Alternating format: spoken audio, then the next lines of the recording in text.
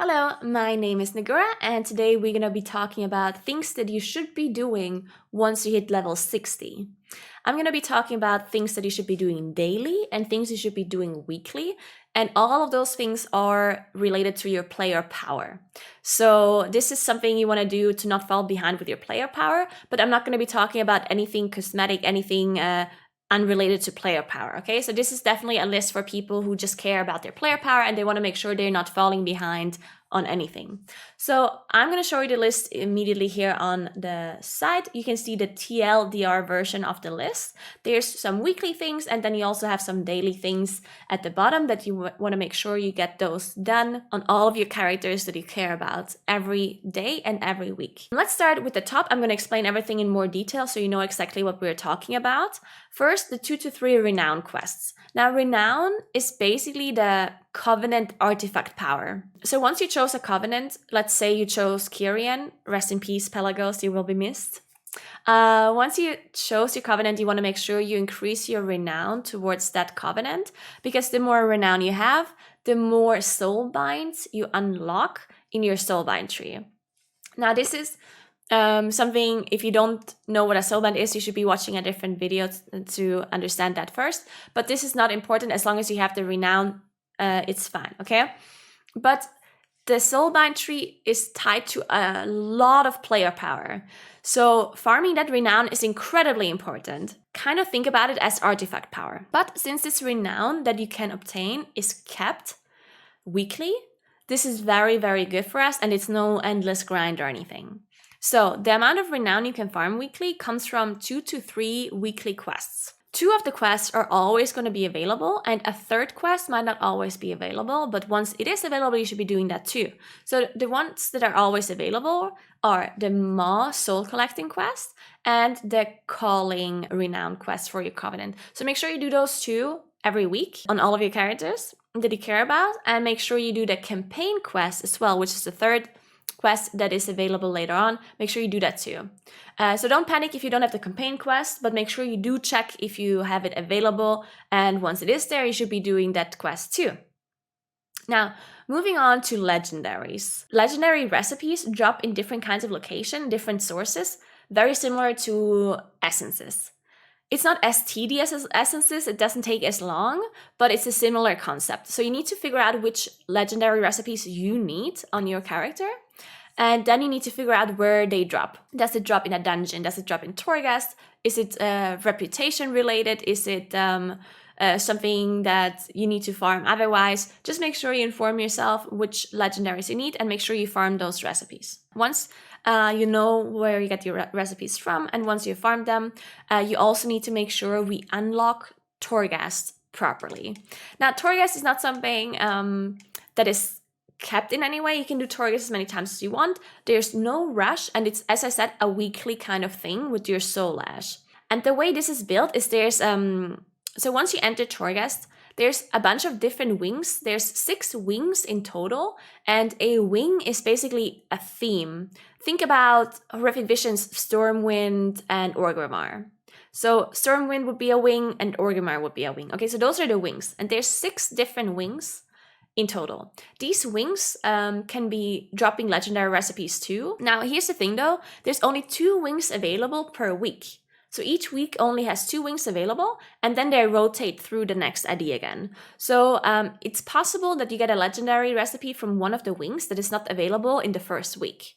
But don't worry, it will be available either the second week or the third week after, because they rotate through. Kind of like affixes rotate, right? So just make sure you keep that in mind. Now, another thing about Torghast is that there's, once you chose a wing that you're doing, out of the 2 that are available that week, you start with the first level, and each level has 6 floors, okay?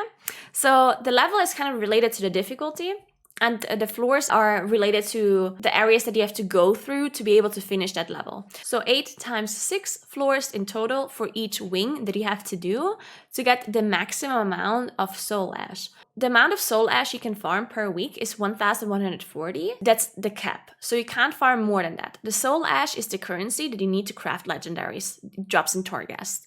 So this is incredibly important. You need to make sure that you get this done and you farm the maximum amount each week. In today's interview, Ian Hazzikostas announced that Torghast will actually have a staggered release.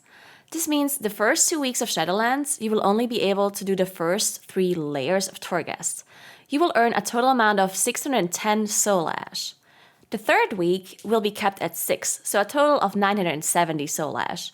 And on the fourth week, once Mythic Nathria will release, it will be fully unlocked and we will be able to get the full 1,140 soul ash from completing the 8th layer on both available wings. So don't panic if you aren't able to do the higher layers in the first couple of weeks. Now here's the thing, this is a weekly cap, right? And you can do this whenever you want. So just keep in mind that once you do Torghast, it is definitely related to your character's strength with items and so on. So don't do this like immediately as soon as you get level 60. Make sure you unlock some gear for your character first. And once you've gotten some gear, some more powers from your covenant and so on, then you should be doing Torghast. Just make sure you get it done the first week. Don't leave it for the very last second, but also don't do this immediately as you hit level 60. All right, so that's for the legendaries and for the soul ash. Moving on to Mythic Zeros. It's simple. Mythic Zeros at the start are like the best thing you can do to get gear and to get things, which is going to be important for things like Torghast and stuff like that. So make sure you get all Mythic Zeros done because it's a weekly lockout, right? So just make sure you get it done. Mythic Plus is not available at the start, just so it's not spammable or abusable by people at the start. So just do your Mythic Zeros and that's it. Moving on to the 2 weekly dungeon and 2 weekly PvP quests, and they are reputation related. Reputation for your covenant is only important for your player power if you get legendary recipes from that faction, right? Like some of the legendary recipes are related to that reputation, but if you don't need any legendaries from your reputation, then this is not actually that important for player power reasons. It of course is important for things like Pathfinder, flying, that kind of stuff, but purely for a player power point of view, reputation is not actually needed. So you can theoretically skip this. I personally wouldn't skip this, but just keep that in mind, that if you have very limited amount of time, then you could theoretically skip this if you don't care about flying Pathfinder and you'd rather just have the maximum amount of player power. Then you should be doing the other things. All right, moving on to daily things.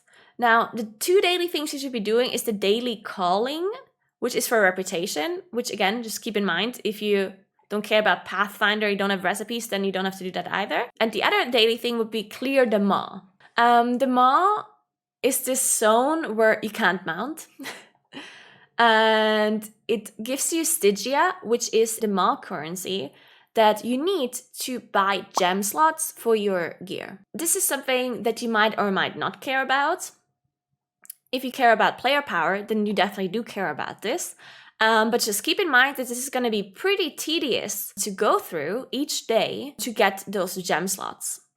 So just make sure you put your priorities straight for things that you can and cannot do. If you're able to do all of those things, then do all of those things, of course.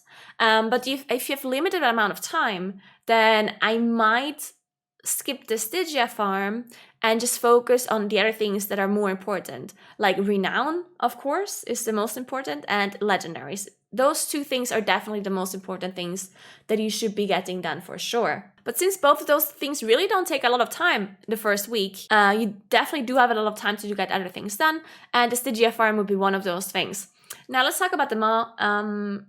Maw would be a little bit more difficult to explain as a whole, but there's other videos out there that explain the Maw specifically. But I just want to let you know that each day, the amount of time you can spend in the Maw is capped. And you want to make sure that you farm the maximum amount of time you can in there. Basically just want to clear the whole Maw to get the maximum amount of Stygia you can, to make sure you can buy as many gem slots as you can. Now, just keep in mind, if you die, you will lose Stygia. You will lose 17% of the amount that you have. If you manage to get back to your corpse, then you can loot it back. But if the Eye of the Jailer, which is the time limit that you can spend in the Maw, is already like almost filled, then you might not be able to reach your body anymore. So that's something you need to keep in mind. So don't pull recklessly, don't die randomly. Just make sure you get things done in a daily basis and clear everything. It usually takes 20 to 30 minutes to clear the whole Maw if you're quick, which is okay. But if you have to do it every single day, then it can definitely get tedious for those gem slots. All right, and that's it. That's all of the weekly things that you should be doing for player power related things. Everything else is optional. One more thing I want to know before I end this video is gear is not important at the very start of the expansion. Please don't focus on farming item level or buying BOEs or farming as much as you can, because the most important thing at the very start is the things that really matter for later on, stuff like renown, legendary, soul ash, all that kind of stuff. Because the gear itself will be replaced immediately as soon as the raid gets released, and also Mythic Plus. Because at the very start, we have a lot less item level available to us on the items that we can loot compared to once the raid comes out 2 or 3 weeks later. So if you're wasting a lot of time trying to get as much gear as possible at the very start, instead of focusing on the more important things like renown, soul ash, all that kind of stuff, then 2 weeks later you're just going to be replacing all of those items with better things. Because of the raid releasing and Mythic Plus being available, the item level will increase drastically, the item level that we have available. So just don't fall into this trap. Don't buy BOEs early. Don't try to focus on gear farming and that kind of stuff. Don't get me wrong, gear is going to be decently important at the start of the expansion because of Torghast. Because you want to make sure that you are able to get the maximum amount of soul ash from Torghast. And if you don't have enough gear, you might not be able to do that. So just make sure you get enough gear to be able to do that, which it's probably enough to farm Mythic 0, for example. But don't go out of your way and spend an insane amount of time to get as much item level as possible, which you then will just be replacing 2 or 3 weeks later anyway. So one more thing that I wanted to get out of my chest to make sure that there's not a lot of people wasting their time, again, like the last 2 expansions. And yeah, that's it from me. Thank you so much for watching. I hope that TLDR list helped you out. I will be linking the list in the description below as well, in written form. So make sure you check that out, save it somewhere so you can go through the list whenever you don't know what to do on your characters. And yeah, thank you so much for watching. Hope to see you on the next video. Make sure you subscribe to my channel for more videos like this. And I hope I see you on stream over at twitch.tv Negura. Thank you so much for watching and have a nice day, guys.